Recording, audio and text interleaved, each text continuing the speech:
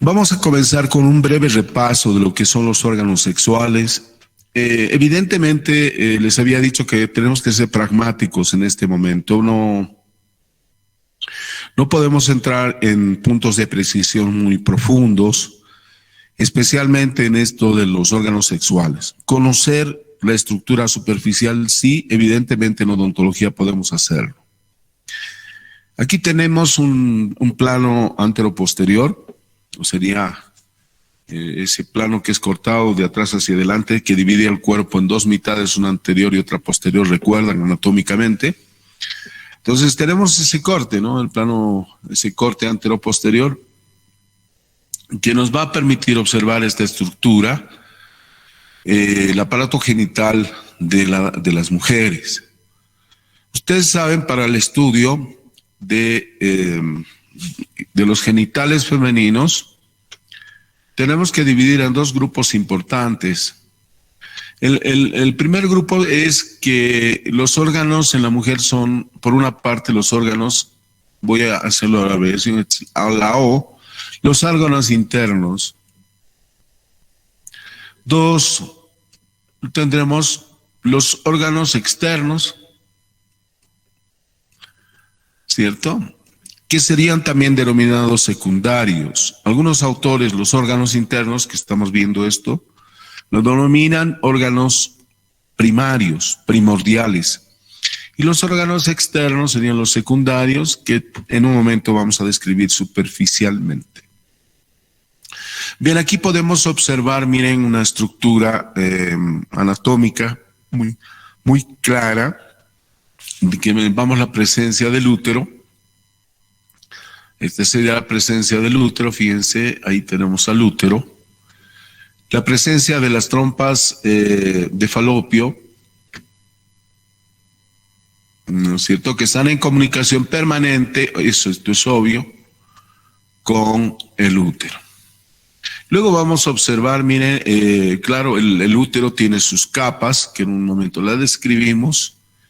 El cérvix uterino, que está situado acá, más o menos, que tiene comunicación con el medio interno del aparato genital femenino, con el medio externo, que en este caso se convierte en la vagina.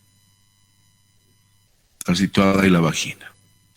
Y los elementos, otros elementos primordiales, que van a tener la finalidad de suspender, de fijar a este elemento anatómico, como es el órgano sexual femenino, hacia la pared posterior, hacia los músculos psoas, está el mesenterio, el ligamento suspensorio. Quiero aclararles de que la posición de este elemento anatómico femenino está en posición ventro anterior, flexión, tiene una flexión anterior, ventro anterior, o sea, del vientre que parte hacia la parte anterior del abdomen. No tiene una dirección vertical, sino más bien está dirigido ligeramente hacia adelante.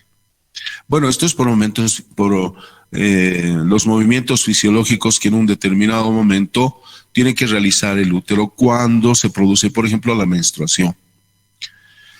Entonces, esta sería la estructura, en realidad, hacia grandes rasgos, de lo que es el órgano primario de la mujer. Y los órganos externos que continúan con la vagina, vamos a observar primero, el número 1 serían los labios. Y nos vamos a encontrar con los labios que se dividen en dos, ¿no es cierto? Despacito, labios, esto sería 1, labios mayores, y serían los labios menores. En la parte superior más o menos tiene esta estructura, van viéndolas en un corte, en una vista frontal. Entonces vamos a ver internamente los labios mayores, ¿no es cierto? Y los labios menores que están metidos por acá, que son más pequeños, pues se llaman menores. Y en la parte superior tendremos el clítoris, que significa el homólogo de lo que es en el pene en el hombre. Se pone erecto en el momento de la cópula. Entonces, esto sería la parte superficial, y esto que ven ustedes sería el canal de la vagina, que tiene comunicación. Miren, este sería el canal de la vagina, como les dije, que tiene comunicación netamente con el útero. Es decir, este canal vaginal también se denomina canal del parto y el alumbramiento. Canal del parto, voy a hacer memotecnia, y el alumbramiento. ¿Por qué se llama así? Porque por este orificio, por este canal, va a pasar la cabeza primero, el cuerpo del producto, y se va a producir, por supuesto, la expulsión del producto a través de este medio fisiológico que tiene la capacidad de distenderse, de expandirse los tejidos porque están constituidos por músculo. Entonces, este canal también permite el paso de la placenta 20 minutos después, dice la teoría. Primero nace el producto, si no es expulsado, el parto, en realidad sería el parto, sale el producto, y luego 20 minutos después lo hace la placenta. Es decir, tenemos el parto primero y el alumbramiento posteriormente, en que consiste en la salida de uno de los elementos más importantes que nos está presentando, por supuesto, los anexos embrionarios. Esta placenta, ¿no? Antes de que la placenta sale, ese es el alumbramiento. Entonces, así determinada esta estructura anatómica, podemos profundizar algo que nos interesa y que es uno de los elementos que seguramente ustedes lo van a ir viendo. Este es mi espacio. Entonces, vamos a ver al útero, que se haya constituido por tres capas fundamentales, ¿no es cierto? De afuera hacia adentro, que son el perimetrio. Vamos a ir por memotecnia, ¿ya? Voy a ir abajo primero, perimetrio. Siempre utilicen memotecnias como un sistema de aprendizaje. Entonces tengo el perimetrio, lo que está en la parte media es el miométrico, es decir, la capa muscular, y el endometrio. Son las tres capas que presenta este útero. Perimetrio, que está afuera, miometrio, que está en la capa muscular, y el endometrio, la capa basal. Bien, entonces en esta capa basal, la última, en el endometrio, vamos a encontrar una capa que denominan los autores la capa fisiológica, la capa que activa, la capa que regenera, la capa que es capaz de producir nuevas células. Bueno, ustedes saben las contingencias, ¿no? Cuando se produce la menstruación, que este término va a ser definido en la próxima clase, se va a expulsar todos los tejidos. Miren, todo el útero, en realidad se va a vaciar el útero ya, todo esto se vacía, pero va a quedar una capa, la que les estoy diciendo, la fisiológica. Por eso se llama capa regenerativa también. A partir de esto se regenera. Esta capa es un epitelio. Miren, ustedes tienen que comenzar a razonar ya de que este epitelio es modificable. Este epitelio, ante cualquier emergencia, cualquier agresión, ya sea física, química, puede reaccionar de diferentes maneras, con inflamación, y lo más grave es puede reaccionar con el cáncer. Generalmente esas células degeneran y se produce el cáncer en el útero. Entonces, si nosotros estamos ligados con estos tejidos epiteliales, podemos encontrar que en la cavidad bucal tenemos diferentes epitelios. Epitelio de transición, epitelio que tiene pequeñas fibras que captan las sensaciones del gusto. Y tenemos en ese epitelio de transición, por ejemplo, que ustedes toman agua caliente y no duele. Si ustedes echan agua a la piel, no, les va a doler. Y tenemos un epitelio muy especial, que es modificable.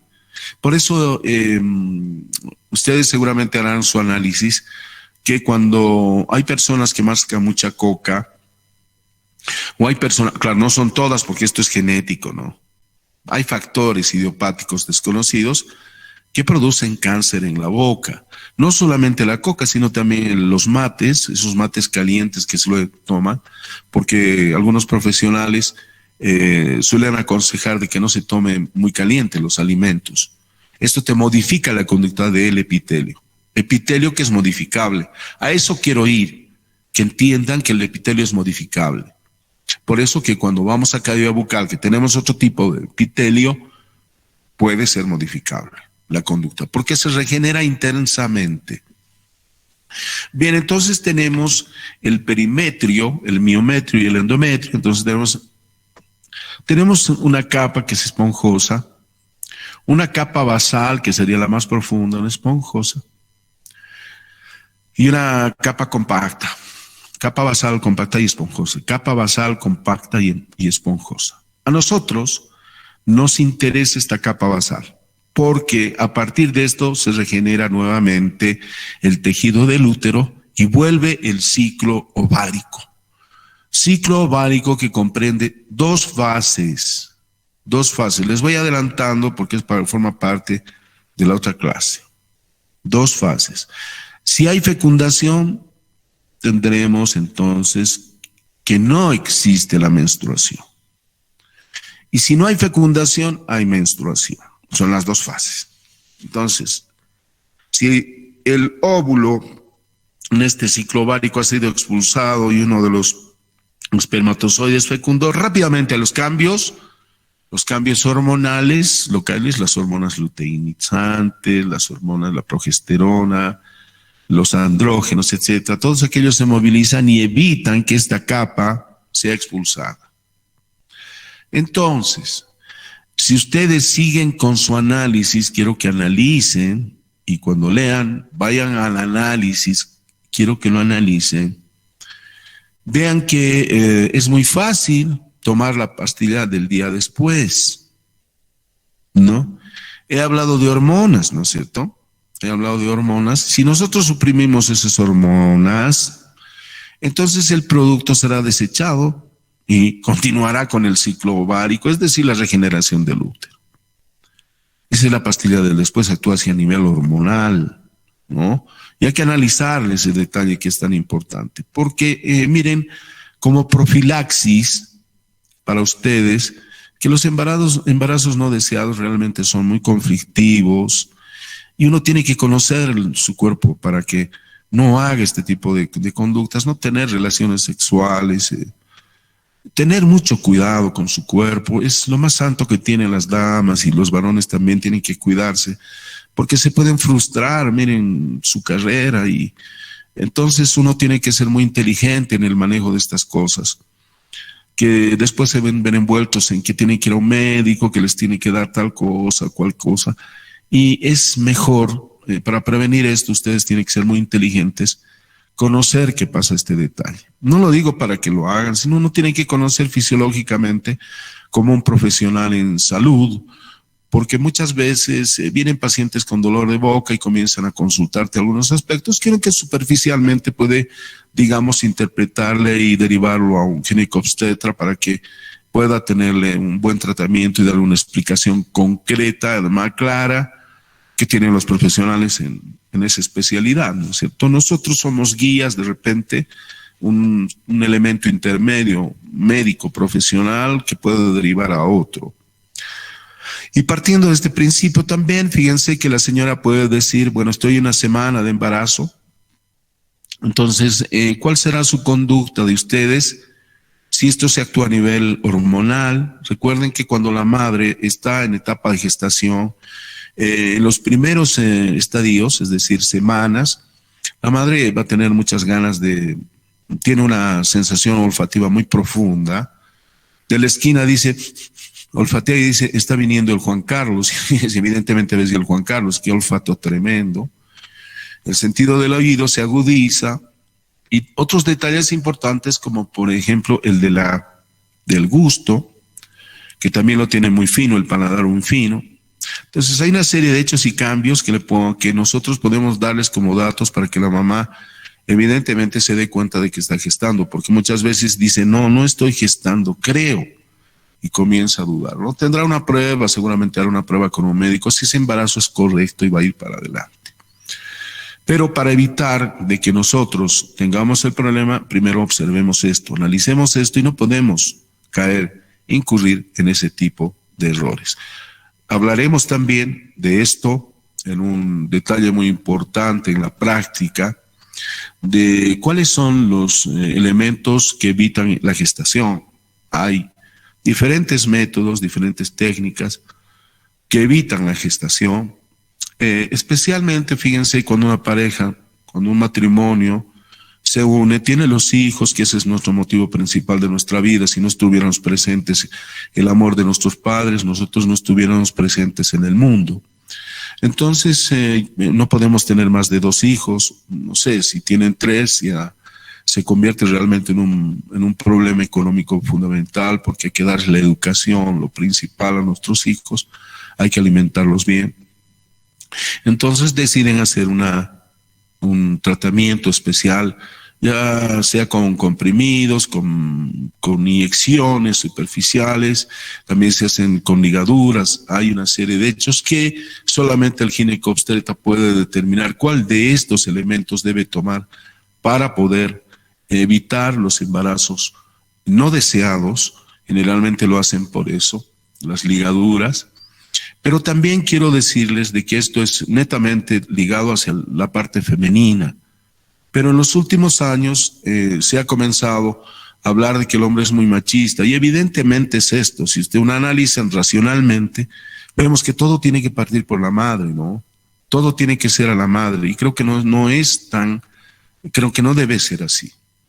Todas las cosas deben ser compartidas, calculo, y les enseño con mucho criterio a los varones esencialmente. Y entonces también se puede hacer una ligadura a los varones, ¿no es cierto?, los espermatozoides, tomar una determinación de que la madre dice, no, tiene que ser el papá. Bueno, entonces el papá recurre a esa metodología, al corte, y listo, evitamos que salgan los espermatozoides. Bueno, después explicamos esa parte.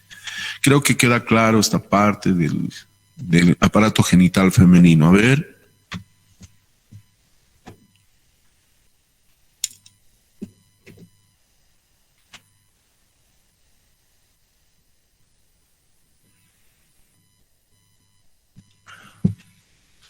¿Alguna pregunta, algo?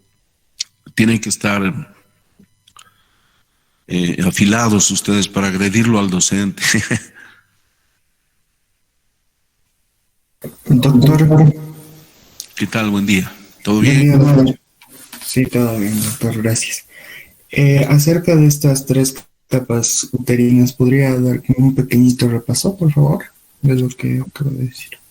Claro que sí. Y nos tiene que quedar, por eso, muy bien, eres Adrián, ¿no?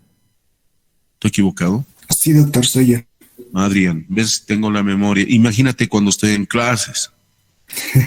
Los conozco a todos mis alumnos, de verdad me da pena. No me conocen por eso. No me conocen, me prefieren por eso, porque yo soy muy acucioso con mis alumnos, los voy recriminando, voy asesorando, me voy preocupando como si fueran mis hijos. Bueno, entonces yo decía que el útero tiene 3 capas principales profundas, ¿ya? El perimetrio, el miometrio y el endometrio. A nosotros nos importa el endometrio. Reitero, tenemos 3 capas en el útero: perimetrio, miometrio y endometrio. La capa más profunda es el endometrio. Y ese endometrio tiene 3 capas: compacta, esponjosa y basal. Compacta sería la compacta. La compacta está abajo. Es decir, si tenemos el útero, a ver, vamos a hacer un útero. Vamos a simular un útero. Ya, esto es didáctico, ¿no es cierto? Yo siempre hago esto, ¿saben por qué? Por didáctica. O sea, yo podría tener una pizarra limpiecita, pero yo hago por didáctica esto. Tal vez me equivoco, ¿eh? Bueno, entonces vamos a tener la capa. Si vamos de afuera hacia adentro, vamos a dibujar un útero. Este es el útero. Una pera parece.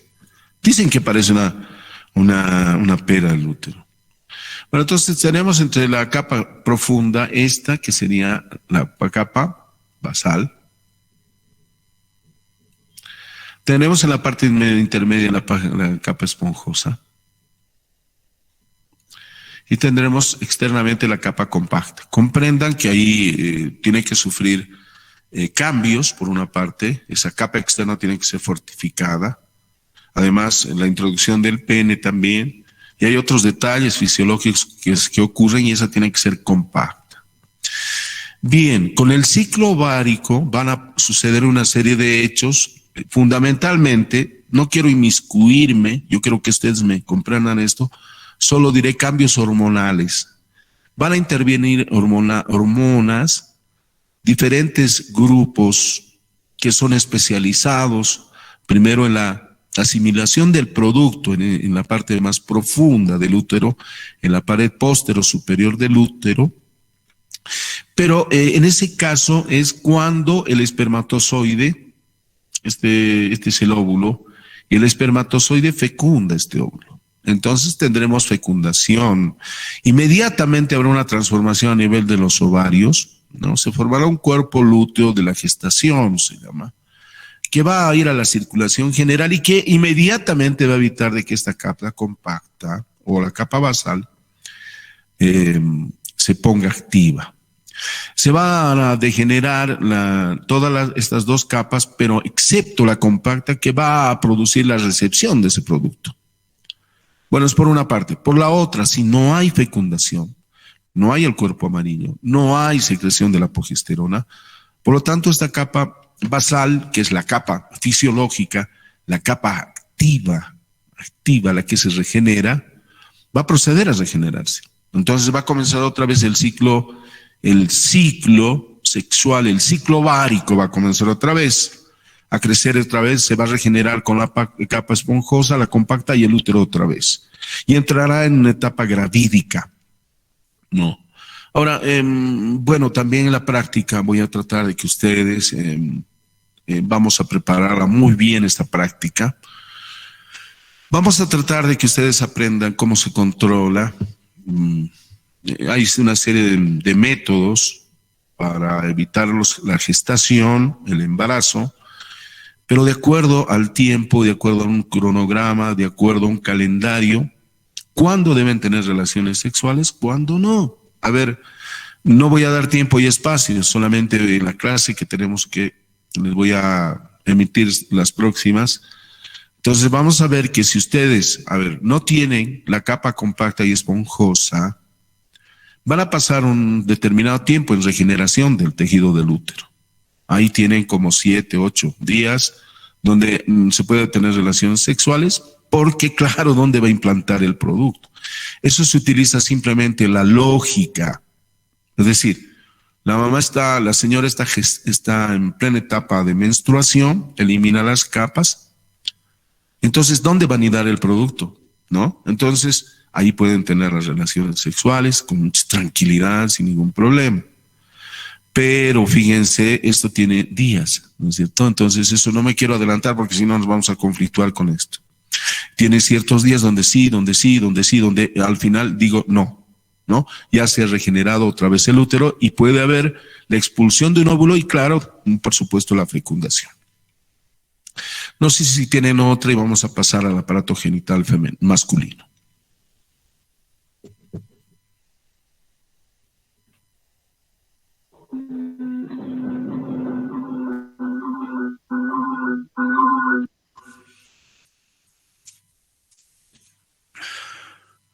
Bien, entonces seguimos. Tenemos el aparato reproductor masculino, que miren, nos va a presentar todos los órganos principales, son externos en este caso, ¿no? De la cópula. Son órganos externos, a diferencia de las mujeres que son mixtos, son externos e internos. En el varón generalmente son externos, fíjense, externos, tenemos el pene, que es el órgano de la cúpula, y en la mujer el órgano de la cúpula es el clítoris, eso que quede muy claro. Repasamos anatómicamente, lo hacemos superficialmente, como les dije. Buscamos entonces al glande, también denominado pene. Nosotros como profesionales médicos podemos hablar muchas veces, porque una cosa es decir pene que alarma a la gente y otra cosa es decir glande, ¿no es cierto? La gente que está afuera no va a entender este término, es decir, glande, no entiende la gente que está afuera, pero nosotros profesionales en salud sabemos de lo que estamos hablando.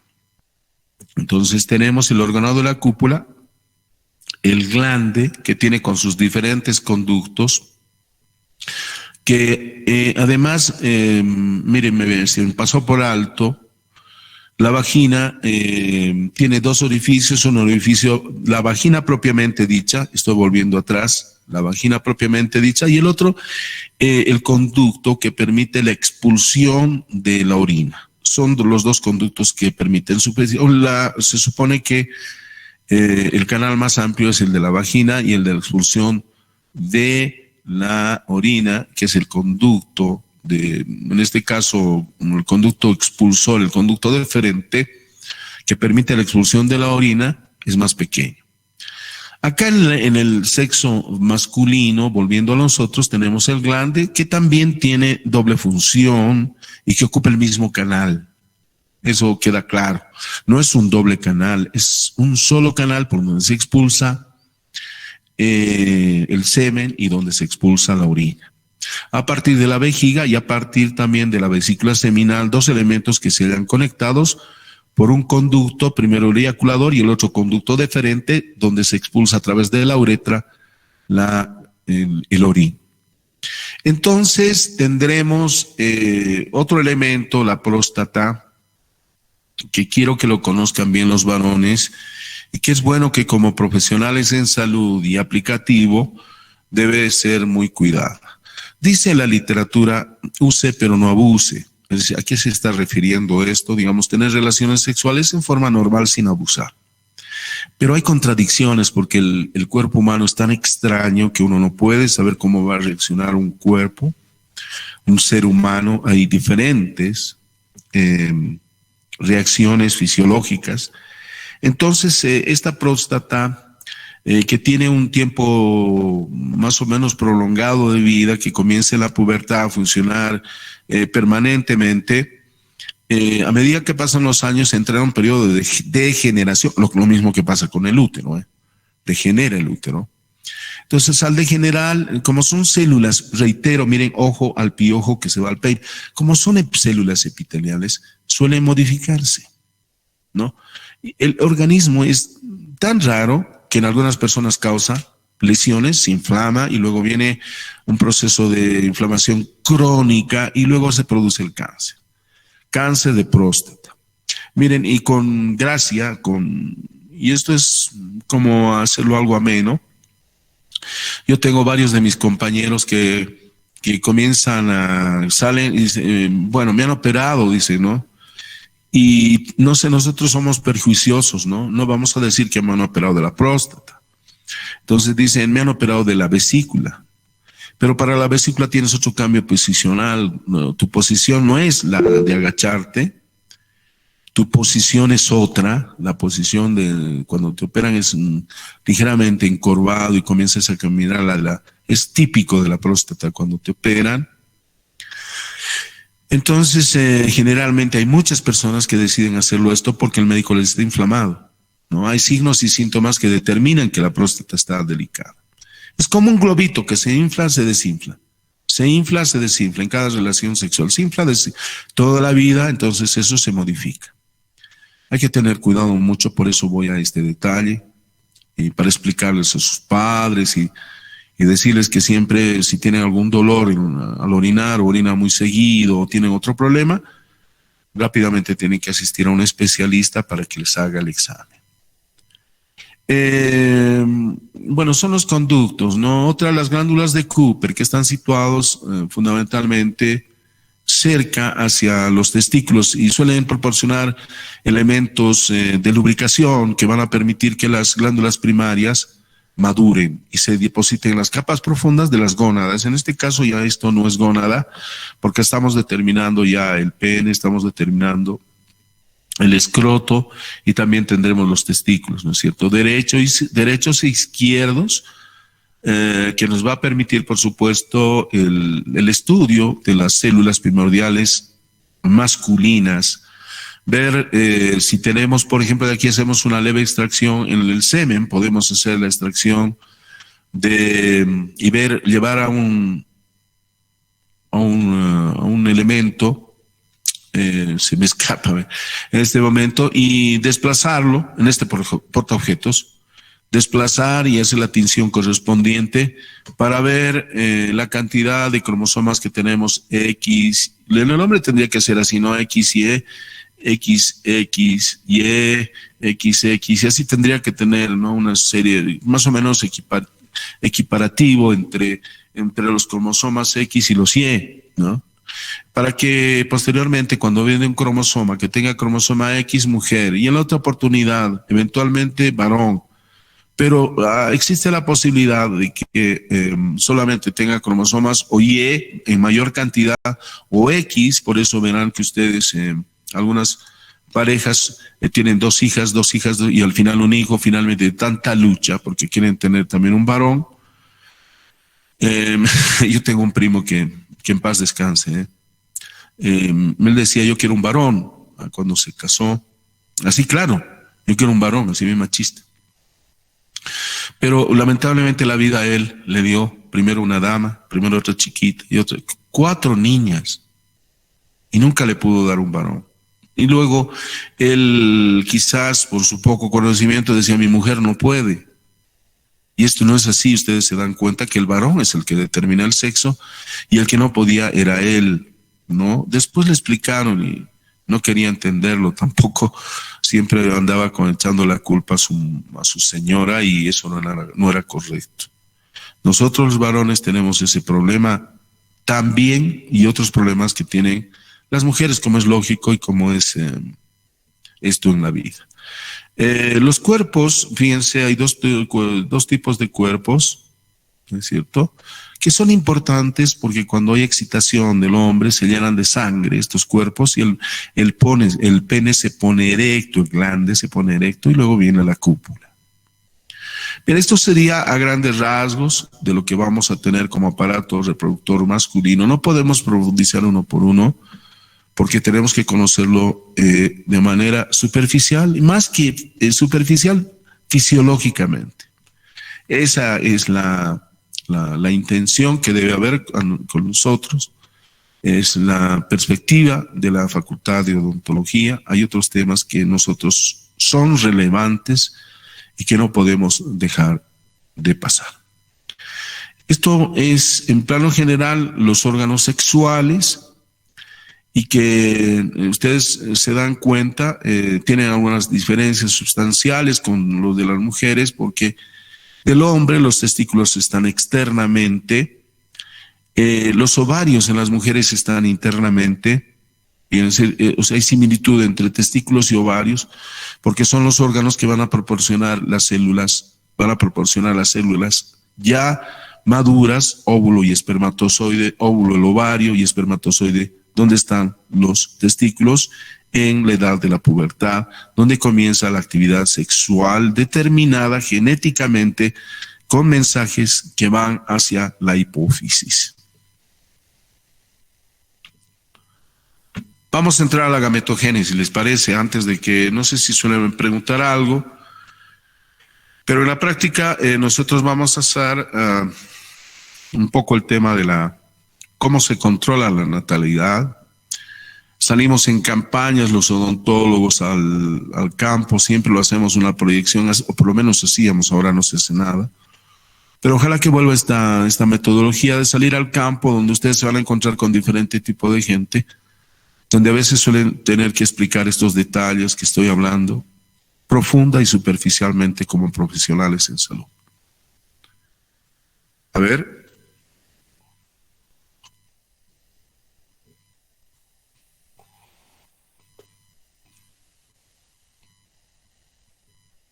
Bien, continuamos entonces, muchachos. Como es mi estilo, ¿qué es la gametogénesis? gameta, que significa célula germinativa primordial. Esto significa origen de las células primordiales masculinas y femeninas. La teoría, el libro de Lachmann nos indica, tenemos más o menos esta formación, aquí está la placenta, aquí está el producto, así de esta manera. Más o menos a este nivel, esto es muy gráfico. En la pared, esto sí anótenlo, pared, voy a anotar esto, porque pregunto esto, muchas veces me ocurrió preguntar. Claro, por motivo de que estudie el alumno, ¿no? En la pared posterior,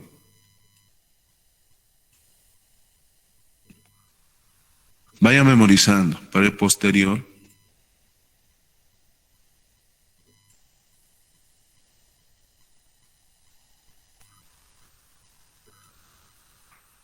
Y superior.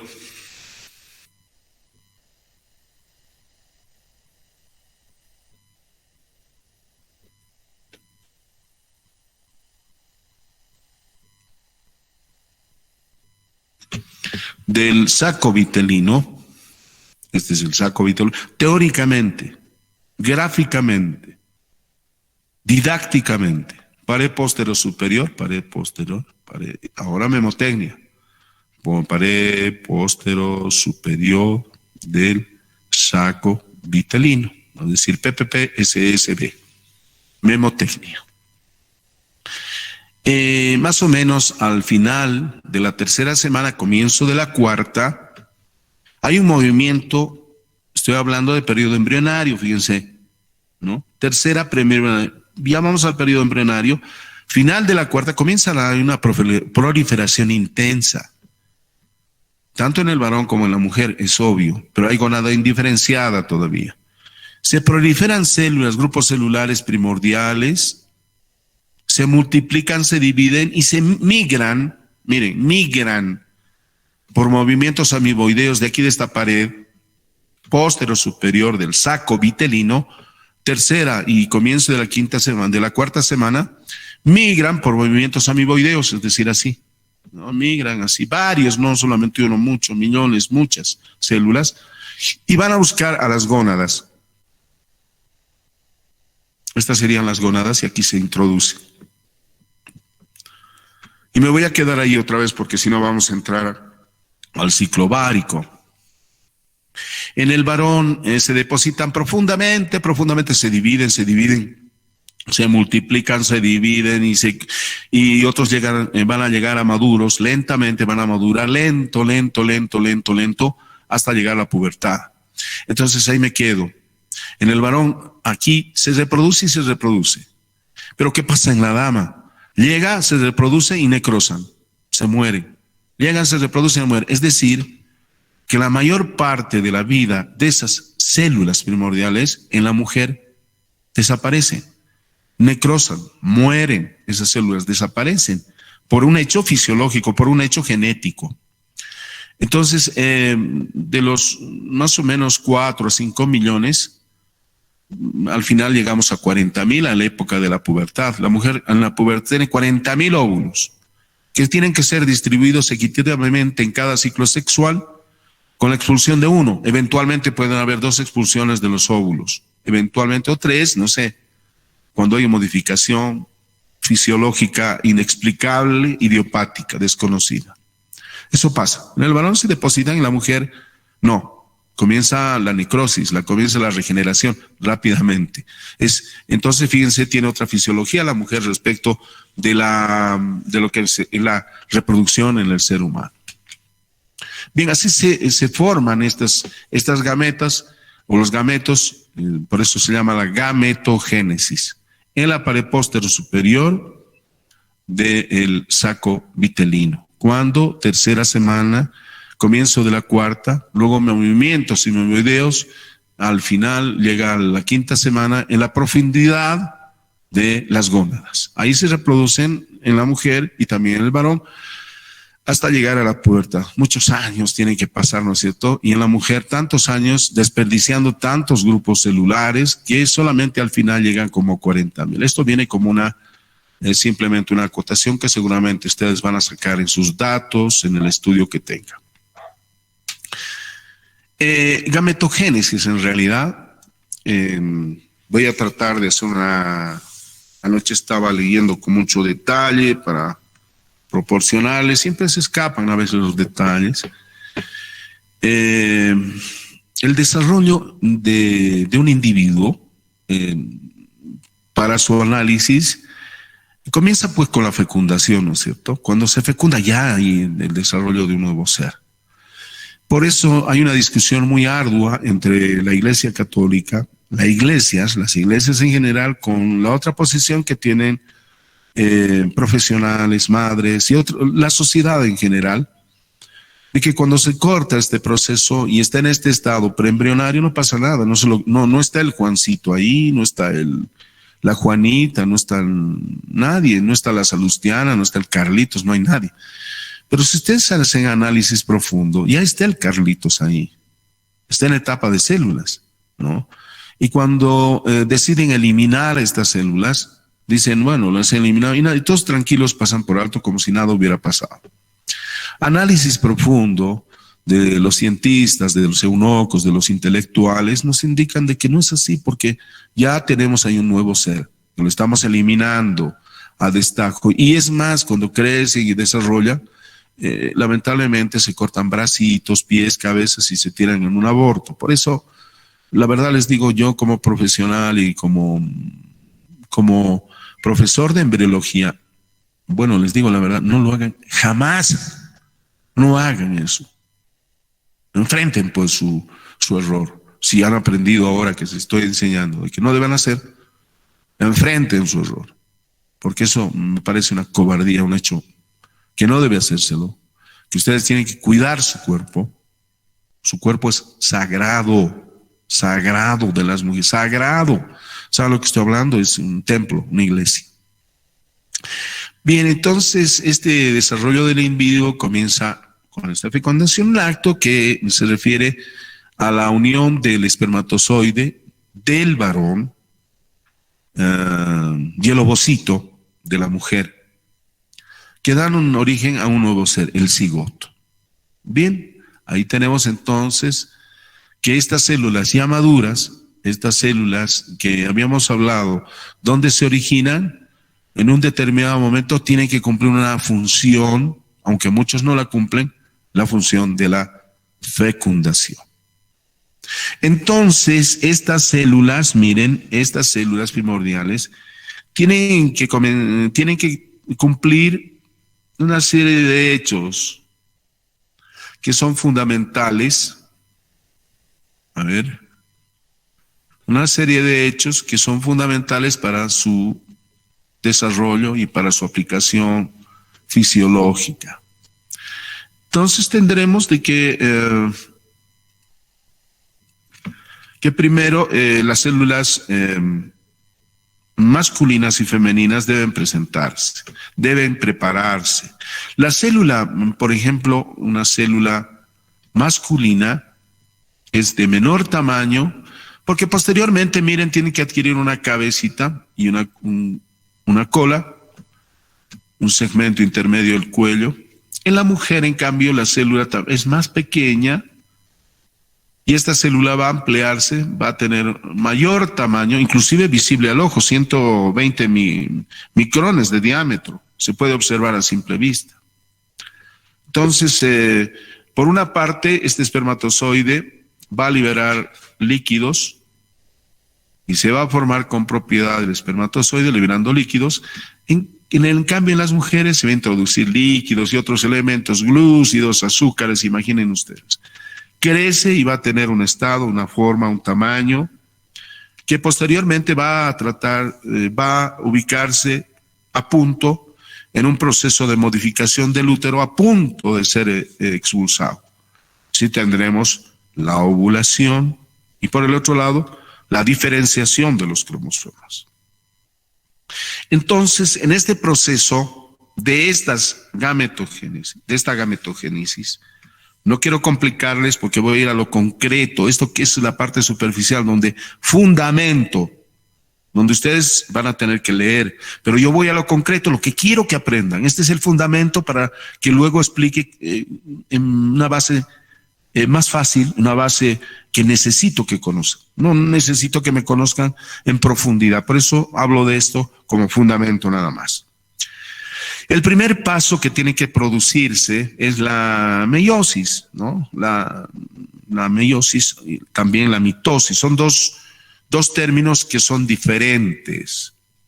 Mitosis, división celular. Meiosis, reduccional a nivel de los cromosomas, a nivel de las células sexuales. Existe reducción, fases reduccionales. Mitosis, lo contrario, proliferación celular. Entonces, el primer paso sería reducir el número de cromosomas a la mitad que presenta la célula somática normal. Entonces tendríamos, si tenemos 46, ¿cierto? Tenemos que reducir a 23 cromosomas. ¿Para qué? Porque del otro lado tendremos otros 23. Si estamos hablando de la fase reduccional, se va a producir en el varón y se va a producir también en la mujer, ¿no es cierto? Por lo tanto, al final tendremos en la unión del óvulo con el espermatozoide, vamos a retornar a los mismos 46, más los cromosomas XY y el cromosoma XX. Entonces, el primer paso es reducir los cromosomas a la mitad de los que presenta la célula somática normal, de 46 a 23, y esto se logra por las divisiones meióticas. Entonces, así de esta manera vamos a tener, como les había dicho, un óvulo redondo y un espermatozoide que presenta una cabeza y presenta una cola. El segundo paso, fundamento lo que estoy hablando para que ustedes posteriormente estudien y razonen. No solamente es la memoria, les digo, mire cómo yo a lo largo de los años he logrado razonar, porque yo no repito clases, van a ver ustedes, yo no repito clases, pero hablo lo mismo. Es modificar la forma de las células germinativas preparándola para la fecundación, lo que les había hablado, ese es el segundo paso.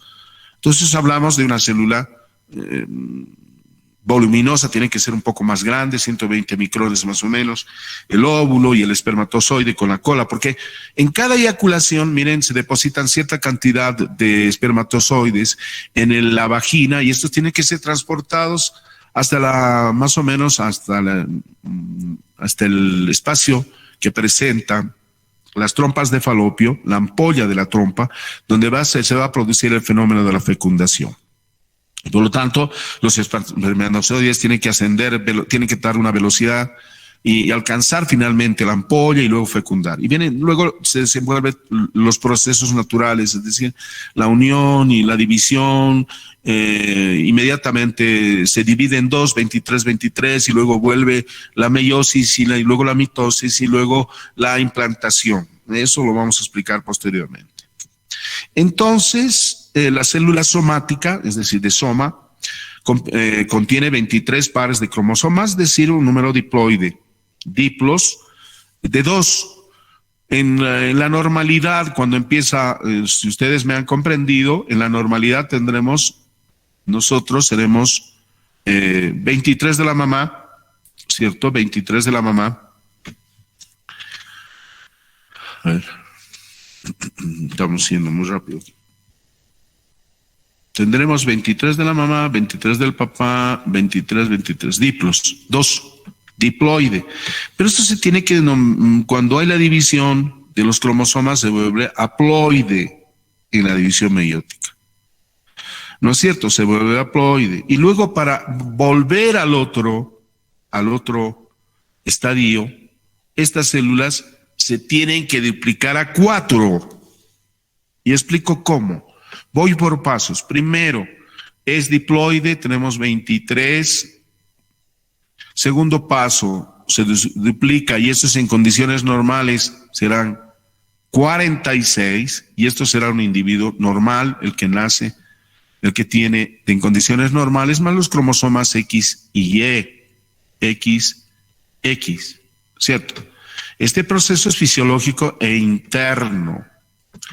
Entonces, estos 23 pares de cromosomas, 23 de la mamá, 23 del padre, en la primera fase de la meiosis se dividen en 4, es decir, serán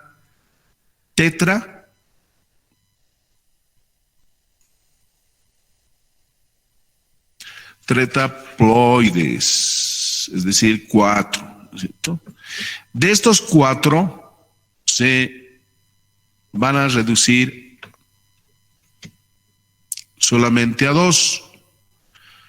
Y de estos 2 se van a reducir a 1. Y esto será lo que está apto para producir la fecundación. Si no se produce este fenómeno, especialmente en el DNA, estoy hablando 4 DNA, cuando lean lo van a entender, 2 DNA, disminución meiótica, disminución, como les dije, y finalmente tendremos 1 DNA. Este 1 DNA que está en la carga de este espermatozoide, que tiene que tener 23, esto es obvio, carga Y tiene 23, el óvulo tendrá entonces 23, los mismos 23, pero tendrá una carga X. Por lo tanto, este individuo, si tiene Y, el producto será entonces un varón. Hay que recalcar un poco que la célula somática humana contiene 23 pares de cromosomas, es decir, un número diploide, diplos doble. Estoy reiterando. Un cromosoma de cada par deriva originariamente de la madre y el otro del padre. Ahí está. Entonces, este Y deriva del padre y este otro X de la madre. Ahora puede venir XX también, ¿no? El padre, y entonces hay mujer. Esto nos va a determinar entonces la fase de la fase meiótica. En cambio, la mitosis, miren, ahora voy a la mitosis. Borrador. No borra, ahora sí. Se nos va rápido el tiempo, miren, y eso pues así.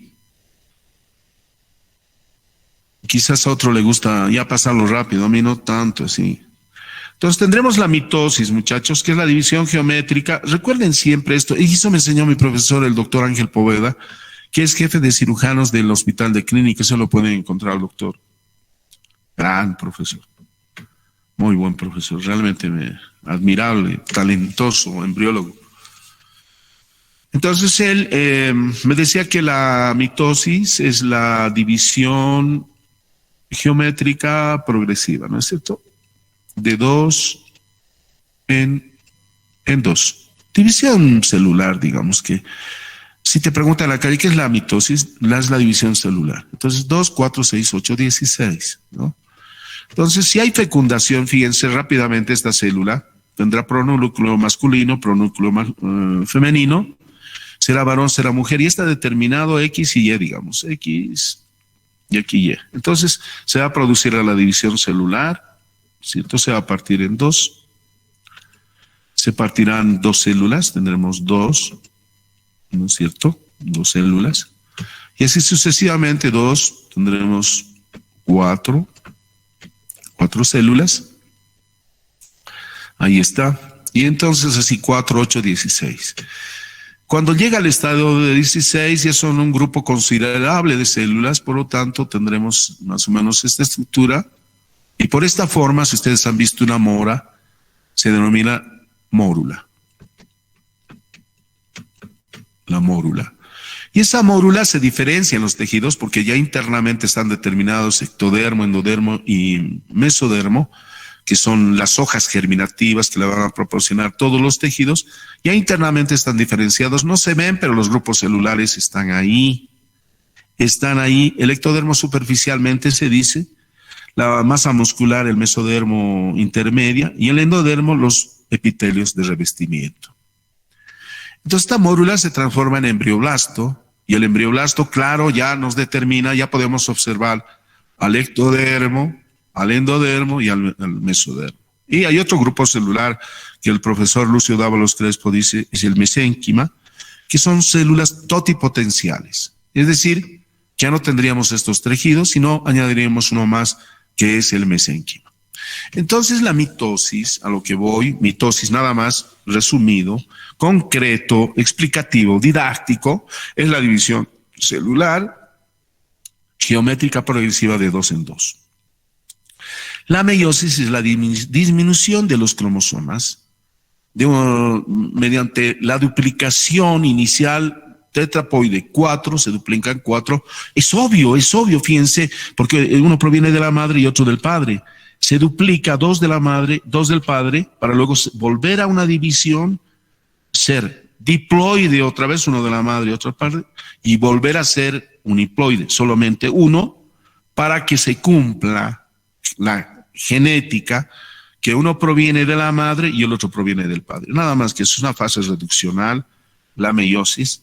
En cambio, la mitosis es la fase explosiva, la fase de generación, la fase de división celular, la fase de aumento de grupos celulares, 2, 4, 8, 16, mórula, blástula, gastrulización, embrioblasto, implante, embrión. Eso lo vamos a hacer posteriormente. Entonces creo que está quedando más o menos claro y quiero decirles que en estas dos fases hay lo que se denomina las etapas, que en la práctica también las vamos a hacer patentes. Ahora les explico, pucha.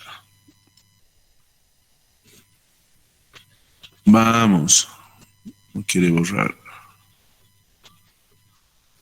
Me desconcentro a veces, ¿eh? Bueno, entonces vamos con esto. La meiosis y la mitosis tienen etapas, ¿ya? La mitosis y la meiosis, vuelvo a insistir. Entonces tendremos la profase,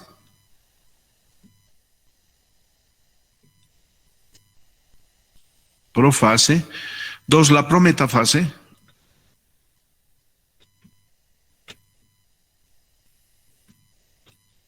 ¿cierto? La metafase propiamente dicha, metafase, la anafase,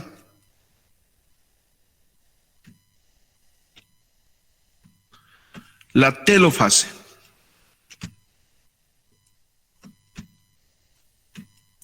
Y finalmente, claro, tiene que ser las células hijas.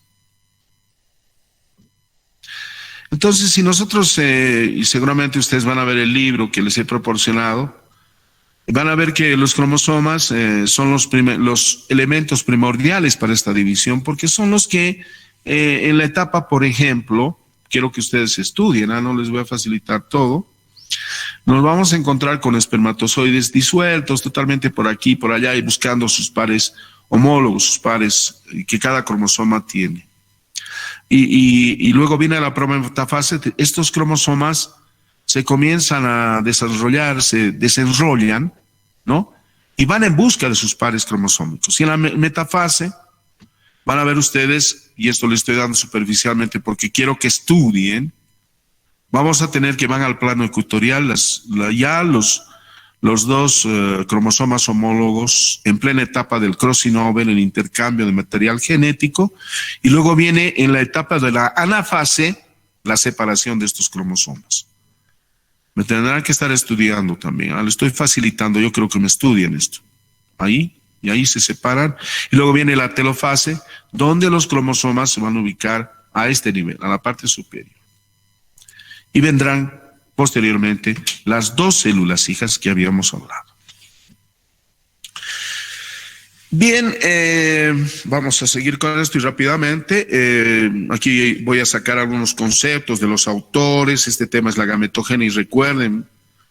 ¿Es un proceso de formación de gametos en las gónadas? Sí, en las gónadas, porque habíamos hablado de la región posterior del saco vitelino, que migran hacia las gónadas, por medio de la meiosis a partir de células germinales.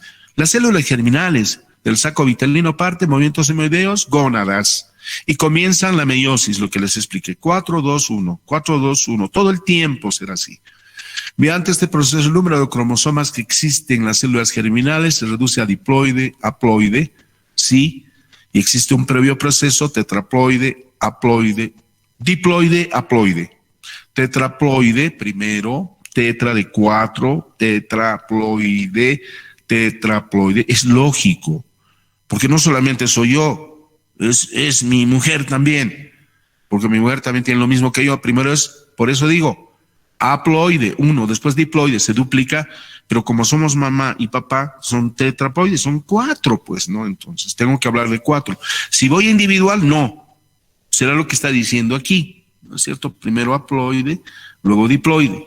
Pero si somos en género, varón y mujer, tetraploide, 4, ¿no? Entonces, estoy hablando de XX y XY, sería finalmente diploide y haploide, diploide y haploide.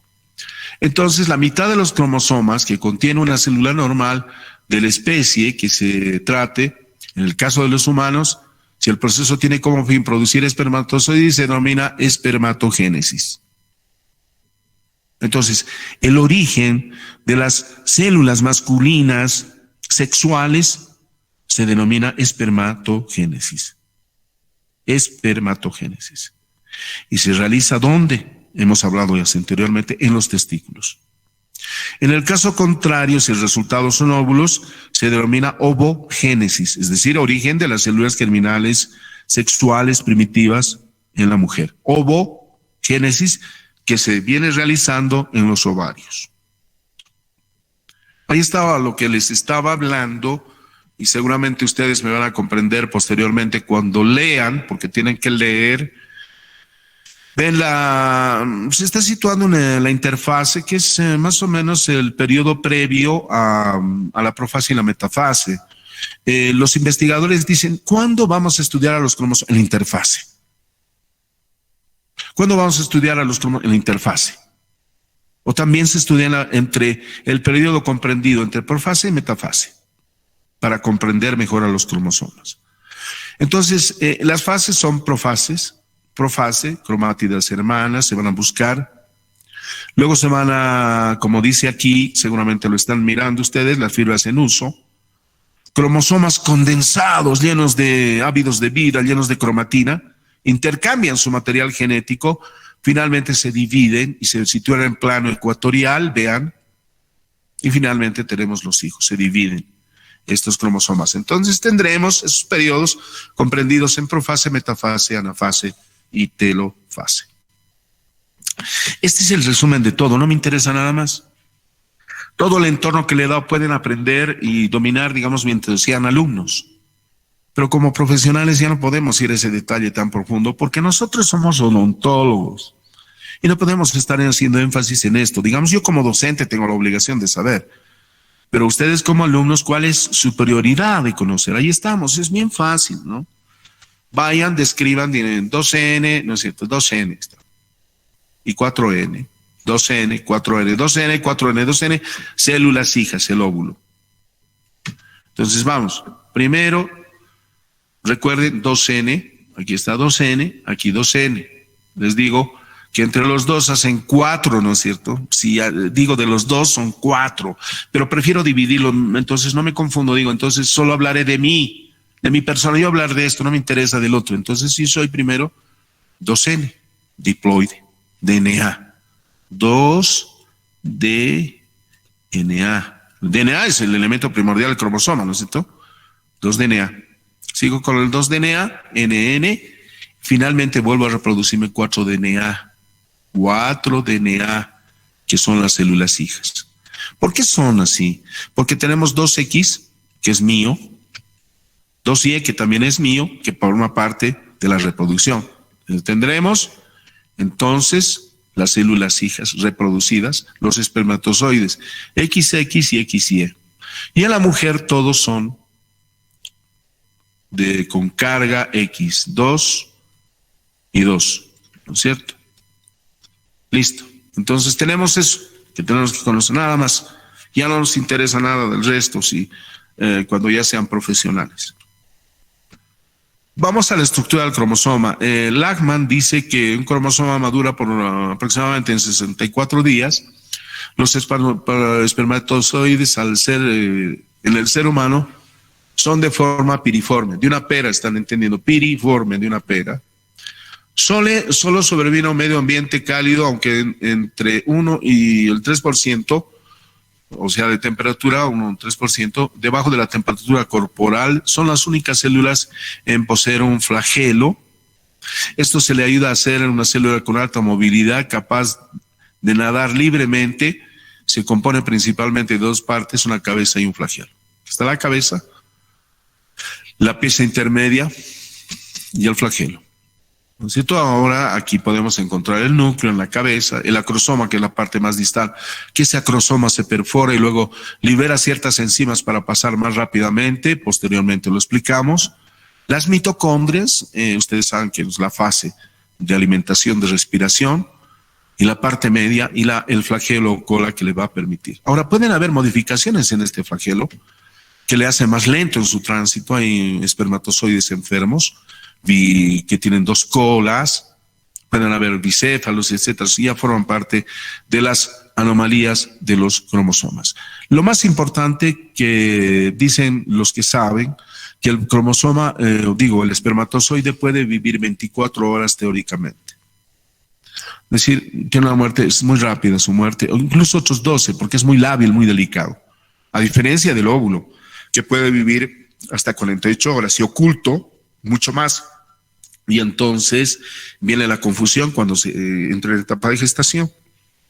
Si suponemos que el óvulo solo vive 48 horas y después de esas vienen de esas 48 horas, dice ya no pasa nada y ya tiene una relación sexual, ¿cómo fue? Es que se explica de que el óvulo es más resistente y puede ocultarse y luego optar por la fecundación ante la presencia de los espermatozoides. Ahí está, reiteramos la estructura, la formación, el proceso de gametogénesis, miren, ¿no es cierto? Una estructura grande, luego libera y luego viene la cola y la cabeza. Ahí tenemos entonces al espermatozoide con toda su anatomía, cabeza, pieza intermedia, finalmente la cola. El óvulo, ahí tienen al óvulo, que es más grande, fíjense, y que para nosotros vayamos memorizando esto, nos importa la membrana pelúcida. La membrana vitelina, esta membrana vitelina que es tan importante, ahí está, con su respectiva flecha. La corona radiada, o también Lachmann dice corona radiante, aquí está, mire.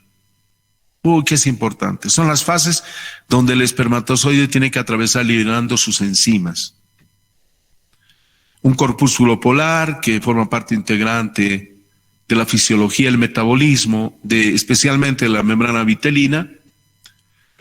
Tendremos la vesícula germinativa, que está también como un elemento nutritivo. Esas manchas forman parte interna de la fisiología y los granos corticales que también forman parte integrante de la fisiología que suele presentar el óvulo. El óvulo está constituido por un núcleo que contiene al genoma materno, es decir, el genoma, estamos hablando del cromosoma X. No todos los óvulos o ovocitos están en la misma fase de reducción.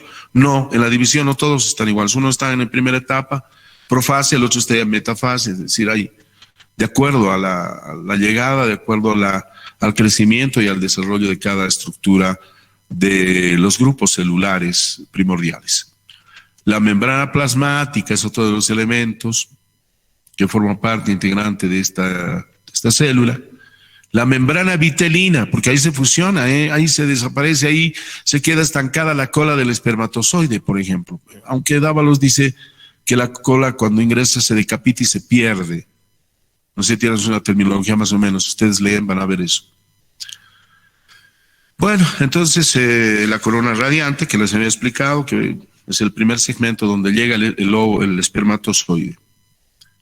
Bueno, llego a esto, y con esto vamos a terminar esta clase.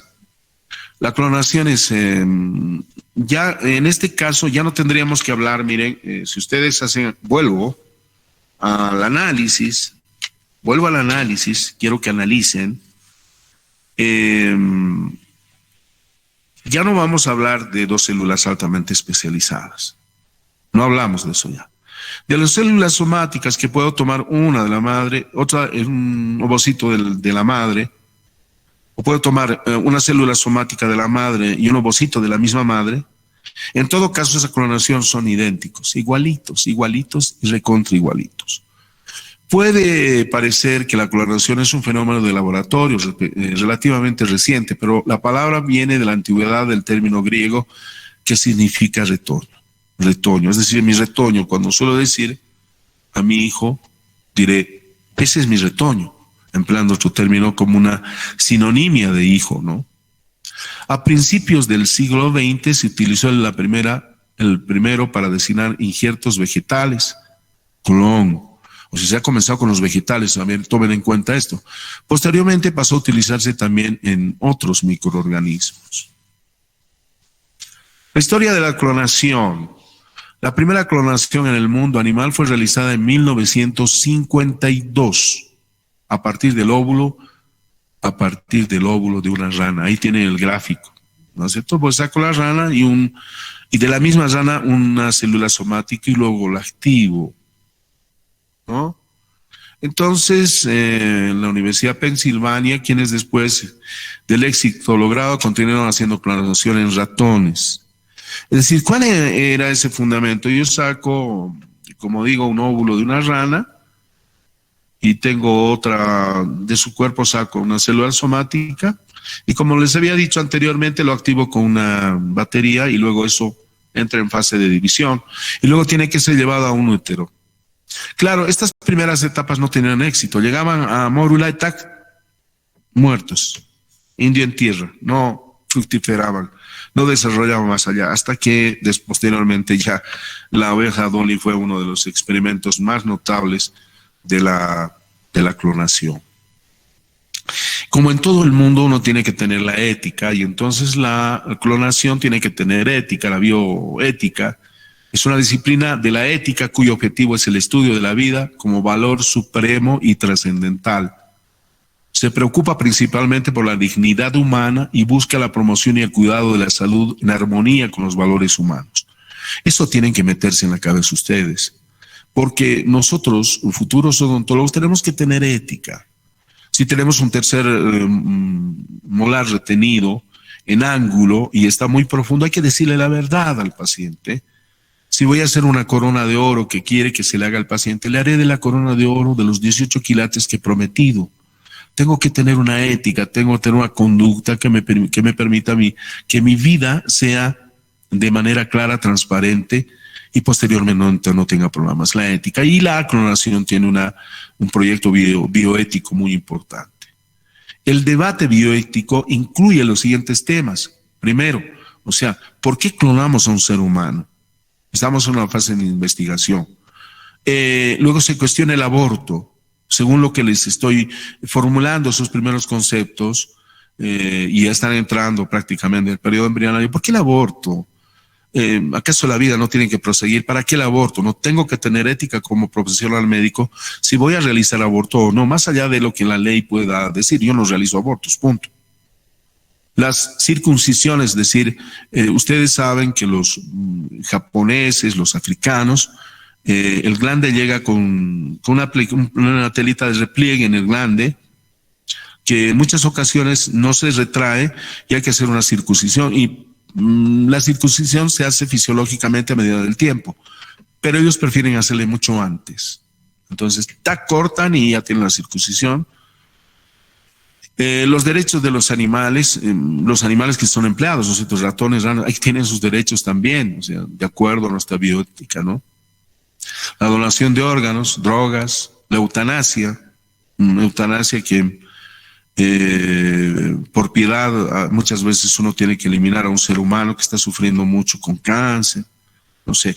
La homosexualidad, que muchos seguramente van a tomar como un elemento de perversión, es decir, que hay seres humanos que se quieren convertir de mujeres a hombres y de hombres a mujeres, pero que cuando uno analiza profundamente y observa la secreción de la glándula pituitaria en un cierto determinado momento, sucede que hay mayor cantidad de progesterona o puede existir mayor cantidad de testosterona, que determina que uno tenga tendencia a hombre o tenga tendencia a mujer. La inseminación es una bioética. Hay mujeres que tienen problemas, es decir, en la ovulación, y tenemos que hacer una inseminación forzosa. Por eso ahora la ciencia ha modificado tanto ante la problemática del X0, que les había hablado tanto del síndrome de Turner. Las mujeres tienen los óvulos muy pequeños y no pueden ovular muy bien, y por lo tanto se busca un óvulo y se hace posible que sea introducido los espermatozoides en base a esta inseminación a ese óvulo y luego trasladado hacia el útero para que posteriormente tenga otro producto. Más o menos es así. Inseminación artificial, ¿no? Las vacas también para que se produzca rápidamente y no el espermatozoide. Incluso se puede seleccionar el espermatozoide. Queremos más vacas femeninas y tener toros, queremos masculinos más X. Entonces esta inseminación selecciona y tiene una ética. ¿Y por qué queremos? Por la alimentación queremos, y porque también en el otro lado hay mujeres, hay damas que no pueden tener sus hijos. Entonces hay una ética. En esa conducta hay que proceder inmediatamente. Los métodos anticonceptivos, por motivos de los abortos indeseados, hay que utilizarlos.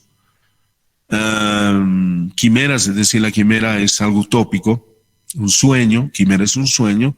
El suicidio, hay personas que se mueven así de esa manera, que hay que actuar de esta manera de bioética. Hay personas que no pueden tener hijos y se quieren suicidar y les dan posibilidades, y hay tratamientos del dolor, entre otros, que nos pueden permitir aliviar el dolor y aliviar otro tipo de actividades que tiene el ser humano.